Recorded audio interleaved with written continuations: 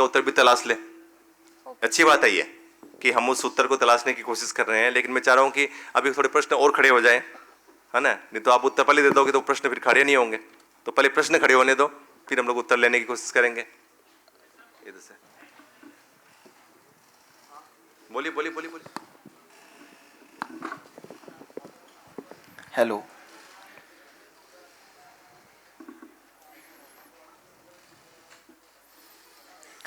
जैसा कि अभी हम मणिपुर के ऊपर चर्चा कर रहे हैं, मैंने इस दौरान जो भी मतलब कि मेरी जो स्टडी रही, जो मैंने अध्ययन इस पे किया है, मैं वो विचार रखना चाहूँगा।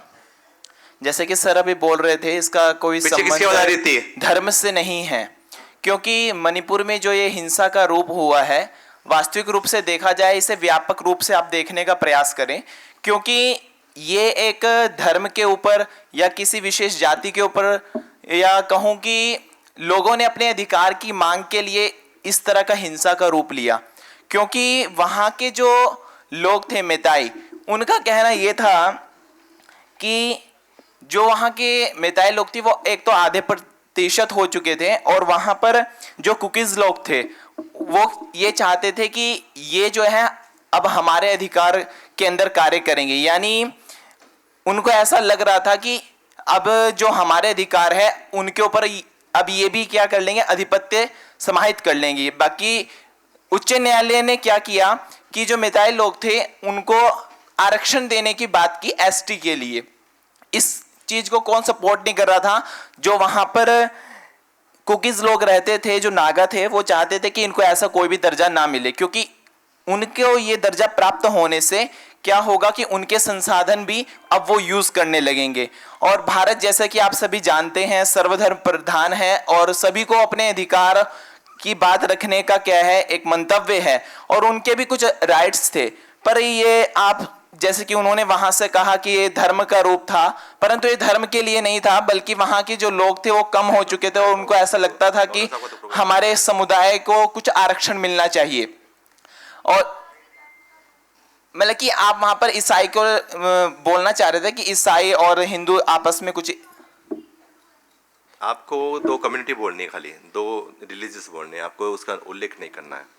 और दूसरी बात, आपने जो बात बोली ठीक है, सुप्रीम कोर्ट का फैसला है, वो बात ठीक है, लेकिन मेरे उद्देश्य होता है ना कि खाली एक सुप्रीम कोर्ट का फैसला ही उसमें एक्शन रिएक्शन में नहीं है, बहुत सारी चीज़ें उसमें जुड़ती है। और ऐसा भी नहीं है कि कुकी लोग ये नहीं चाहते कि मैतेई को रिजर्वेशन नहीं मिले, ऐसा भी उसमें विवाद नहीं है, क्योंकि उससे अगर नुकसान खाली रिजर्वेशन का नुकसान होता, मैं खाली प्रश्न आपको खाली का उसको क्लियर कर रहा हूँ मैं, अगर लाइक सुप्रीम कोर्ट का फैसला या हाई कोर्ट का फैसला ही इम्पोर्टेंट होता तो कॉन्फ्लिक्ट खाली कुकी और मैते के बीच में क्यों हुआ, नागाज क्यों नहीं है उसमें? क्योंकि आरक्षण तो उनको भी डैमेज हो रहा है ना जी। लेकिन नागा आज तक, अब तक भी नागा उसमें कहीं सिनेरियो में नहीं है, कॉन्फ्लिक्ट में नहीं है। इसलिए मैं आपको बताना चाह रहा हूँ ना कि कॉन्फ्लिक्ट वो सुप्रीम कोर्ट का फैसला नहीं है, वो होता तो नागा सबसे ज़्यादा एग्रेसिव होता, कि उससे ज़्यादा नुकसान तो नागा को हो रहा था। कुकी तो अभी भी जो है इतना लिटरेट, इतना आगे बढ़ा हुआ नहीं है जितना नागाज है, तो वो एक कारण है, एक कारण वो भी है। यस, और एड ऑन कीजिए, आप कंटिन्यू कीजिए। और जहां तक कि देखो, सरकार ने इसको रोकने के लिए अपने स्तर पर अनेक प्रकार के कदम भी उठाए, जैसे कि इंटरनेट सेवाएं वहां पर बंद कर दी गई। जो लोग वहां पर धरना प्रदर्शन कर रहे थे या आंदोलन कर रहे थे, सरकार ने उनके लिए जितनी सुविधाएं उपलब्ध करानी, उनके लिए उचित समझी, उतनी सुविधाएं उन्होंने उपलब्ध भी कराई सरकार ने। और एकाएक वहां पर जो भी कह सकूं कि लोगों के बीच हिंसा जो बढ़ रही थी, उसको रोकने के लिए भी बीच बीच में हमारे सरकार के द्वारा जो प्रतिनिधि वहां पर पहुंचे, उन्होंने हिंसा को भी समाप्त करने के लिए कई प्रकार के कदम उठाए। और साथ में देखा जाए कि ये जो मणिपुर के अंदर जो घटना घटी है, वास्तविक रूप में केवल मणिपुर की समस्या नहीं है, क्योंकि ये घटना ना आमतौर पर देखा जाए प्रत्येक राज्यों के अंदर कोई ना कोई कम्युनिटी है जिसके साथ कुछ ना कुछ होता रहता है, और हर कोई चाहता है कि उसको क्या मिले, प्राथमिकता मिले। और प्राथमिकता ना मिलने के कारण हर कोई उसे क्या ले लेता है, किसी ना किसी और मुद्दे पर बात उठा करके हिंसा का रूप या कुछ भी और अपने मन घड़त बातें उस पर प्रस्तावित करता है। तो हमें इन सब पे ध्यान ना देते हुए जो उनके मुख्य राइट्स हैं या कह सके उनकी जो समस्या है उनका समाधान करना उचित समझना चाहिए, क्योंकि यदि उनका समाधान हो जाएगा तो इस प्रकार का कोई भी रूप हिंसा का नहीं रखा जाएगा। धन्यवाद।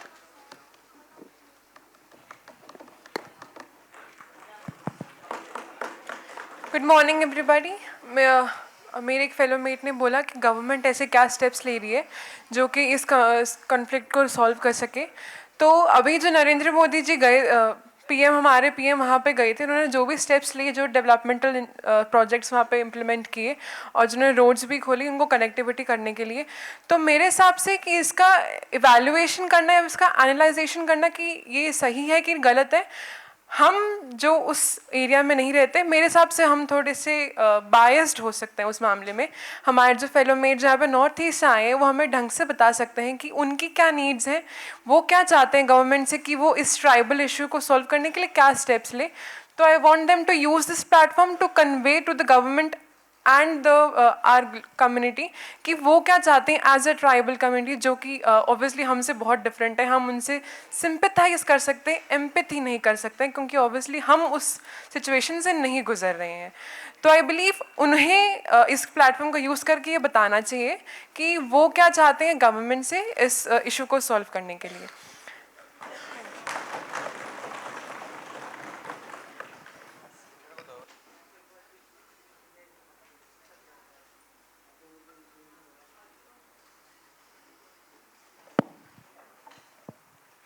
मैं इस मुद्दे में नमस्ते सभी को, मैं गौरी भवानी भोपाल से। मैं ये जो अभी इशू मणिपुर इशू हम लोग डिस्कस कर रहे हैं उसमें मैं बस एक और पॉइंट ऐड करना चाहूँगी। वो है कि वहाँ की भौगोलिक स्थिति भी हमें देखनी चाहिए। जो वहाँ का जियोग्राफिकल रीजन्स है तो उसमें भी मणिपुर जो है वो प्लेन्स और हिल्स दोनों में डिवाइड है। जो प्लेन एरिया के जो कम्युनिटीज़ है वो डिमांड कर रहे हैं कि हमें एसटी मतलब रिजर्वेशन चाहिए, एसटी रिजर्वेशन। तो वहाँ के जो हिल रीजन के जो भी कम्युनिटीज़ हैं उनको ये डर हो सकता है, क्योंकि जब हम ये देखते हैं तो जो ईस्टर्न पार्ट ऑफ इंडिया है तो उनके पास पहले से ही कुछ डर हैं। पहला डर ये है कि वो खुद को डिफरेंट समझते हैं जो अदर पार्ट ऑफ इंडिया है उनसे, जो अदर स्टेट्स है उनको उनसे वो सोचते हैं कि नहीं हम लोग इनसे थोड़ा डिफर है। फिर सेकंड है कि वो लोग खुद को वो जो है वो जो रीजन है हमारा नॉर्थ ईस्ट वो जो है बैकवर्ड है नेचुरल रिसोर्सेज के मामले में। जो तीसरा उसमें है वो है कि अगर कोई दूसरे कम्युनिटी को रिजर्वेशन मिल जाती है तो जो हिल पीपल जो उसको यूटिलाइज कर रहे हैं नेचुरल रिसोर्सेज को, लैंड रिसोर्सेज को, तो वो उनको लगता है कि उनको शेयर करना पड़ेगा उन रिसोर्सेज को दूसरे लोगों के साथ।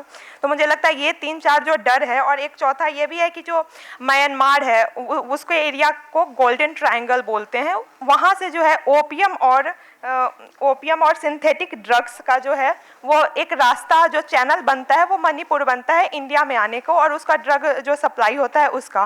तो ये जो 4-5 इशूज़ है इन सबको मिलाकर वहाँ पे कोई भी जो ये वायलेंस हो रहा है या फिर जो भी अभी इशू हो रहा है वो सारे इशूज़ क्रिएट हुए हैं। इसके लिए सरकार ने भी बहुत सारे कदम उठाए हैं जिन पे हमें डिस्कस करना चाहिए, लेकिन उसको सबसे अच्छे जो बता सकते हैं वो है हमारे जो वहाँ के कम्युनिटी है वही। तो मैं चाहूँगी कि वही बताएं।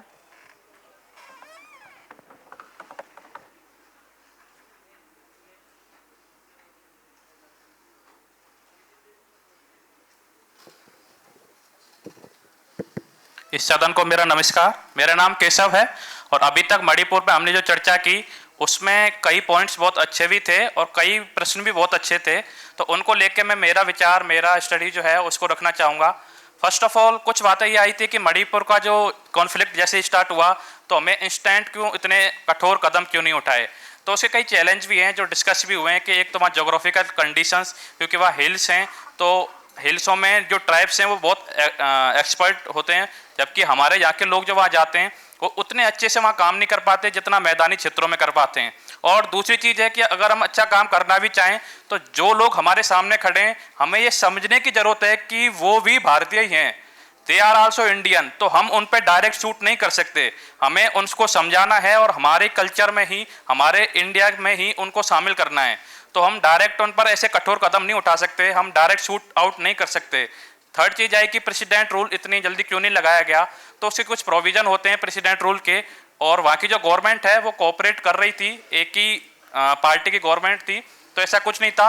अगर हम प्रेसिडेंट रूल लगाते तो हो सकता था कि वहाँ की ट्राइब्स को ये लगता कि केंद्र सरकार हमारे विरुद्ध कार्य कर रही है, प्रेसिडेंट रूल लगा के वहाँ की आर्मी को हमारे यहाँ भेज रही है।